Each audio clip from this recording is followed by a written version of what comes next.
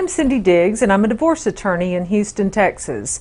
Many people are surprised to find that employee benefits come into play in a Texas divorce. One of the first employee benefits to be addressed in divorce is insurance, especially health insurance. Early in the case, the parties are often enjoined from taking their spouse or their children off the insurance. And obviously this protects the parties from a catastrophic illness or the financial devastation that might result.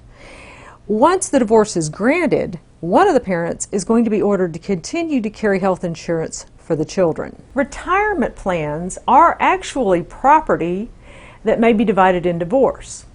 With a 401k, the plan may be divided between the two parties, and each party leaves the marriage with their share of the 401k right then and there. And in fact, they can take that share of the 401k, roll it over into an IRA, and avoid incurring any taxes or penalties. With a traditional pension plan, it may work a little bit differently. It may only be possible to divide a pension by percentage, and the parties may not receive any actual funds at the time of the divorce.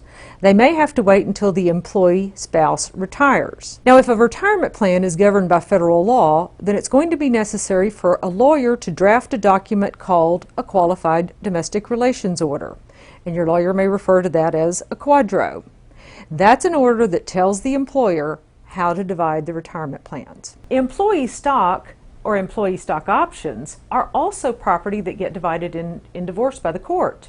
And this is true even if they haven't been exercised or even if they haven't been vested yet.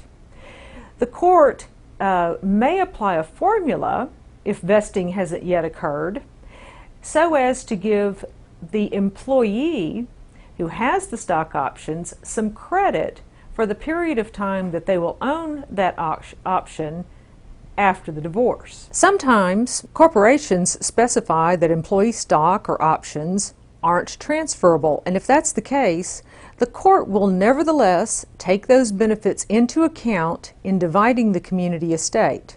Or the court may require the party with the options to pay a certain sum of money to the other spouse in the future when they vest or accrue or are exercised. I'm Cindy Diggs with Holmes, Diggs & Eames.